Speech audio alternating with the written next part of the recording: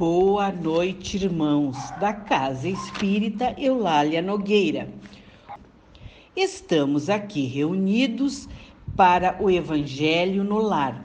Vamos limpar o nosso campo mental, ficar numa posição confortável, elevar o nosso pensamento ao alto e pedir para os espíritos de luz encarregados dos trabalhos de hoje que se faça presente, para que as palavras de Jesus penetrem fundo em nossos corações e que tenhamos um bom entendimento do Evangelho. Nos coube hoje, do capítulo 1, Eu não vim destruir a lei, itens 3 e 4, Cristo. Item 3. Jesus não veio destruir a lei, quer dizer, a lei de Deus. Ele veio cumpri-la, quer dizer, desenvolvê-la, dar-lhe seu verdadeiro sentido e apropriá-la ao grau de adiantamento dos homens.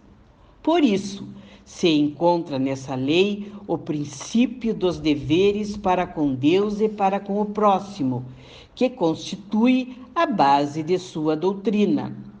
Quanto às leis de Moisés, propriamente dita, ao contrário, ele as modificou profundamente, seja no fundo, seja na forma. Combateu constantemente o abuso das práticas exteriores e as falsas interpretações, e não poderia fazê-las sofrer uma reforma mais radical do que as reduzindo a essas palavras: amar a Deus acima de todas as coisas e ao próximo como a si mesmo, e dizendo: está aí toda a lei e os profetas. Por estas palavras, o céu e a terra não passarão antes que tudo seja cumprido até o único J. Jesus quis dizer que seria preciso que a lei de Jesus recebesse seu cumprimento, quer dizer, fosse praticada sobre toda a terra, em toda a sua pureza, com todos os seus desenvolvimentos e todas as suas consequências. Porque de que serviria ter estabelecido essa lei se ela devesse permanecer privilégio de alguns homens ou mesmo de um único povo? Todos os homens, sendo filhos de Deus, são, sem distinção, o objeto da mesma solicitude. Item 4. Mas o papel de Jesus não foi simplesmente o de um legislador moralista, sem outra autoridade que a sua palavra. Ele veio cumprir as profecias que havia anunciado.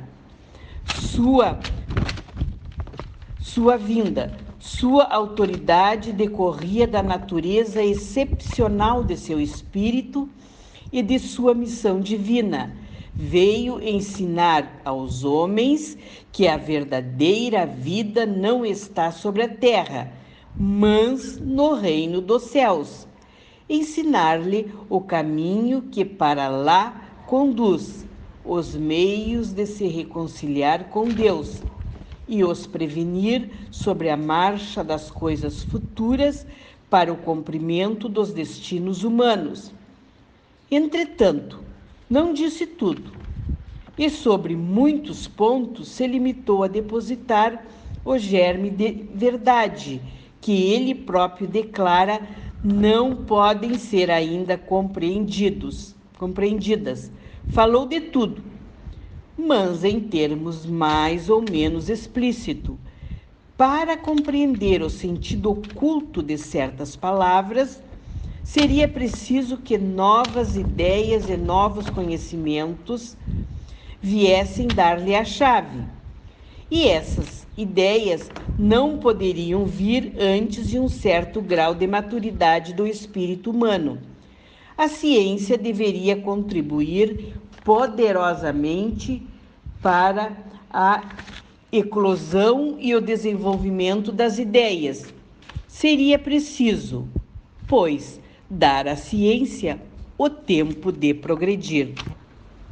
Bem, irmãos, como podemos ver, Jesus veio à Terra para mostrar na prática como cumprir as leis de Deus, sendo esta a base de sua doutrina.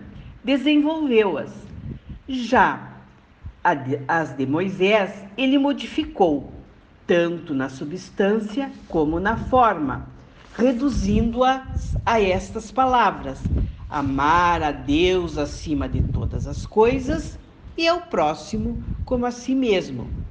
Então, o que ele quis dizer com a frase: o céu e a terra não passarão sem que tudo esteja cumprido até o último jota?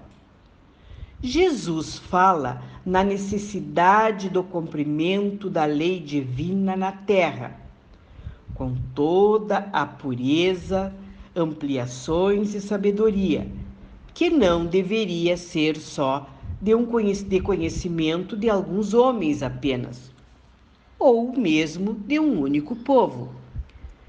Por ser sábio, sabia que as pessoas daquela época não tinham condições de entender.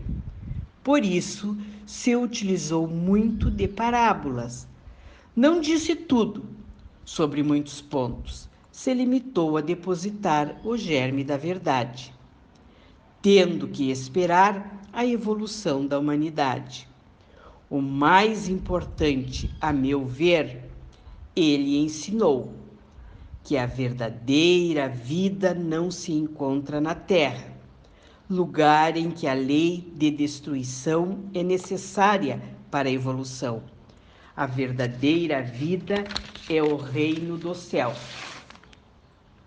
Nos encaminhando para o final, vamos todos juntos elevar mais uma vez o nosso pensamento ao alto, aproveitando as energias deste Evangelho e pedir pela paz no mundo, que os dirigentes desses países em conflito sejam envolvidos pelo amor, pela caridade, e que seus habitantes possam ser amparados e protegidos. Agradecemos a Deus também pelo entendimento desta doutrina maravilhosa. Pedimos pelas pessoas que estão nos cadernos. Pedimos por nossos lares, que os amigos espirituais nos dê um passe, que este grupo continue cada vez mais unido. Que nossas águas que estão em nossos lares seja colocada ali o remédio necessário ao corpo e ao espírito. Agradeço a oportunidade, com o coração cheio de amor. Em nome de Deus, de Allan Kardec e da caridade, demos por encerrado o Evangelho de hoje. Tenham uma boa noite de descanso. Que assim seja.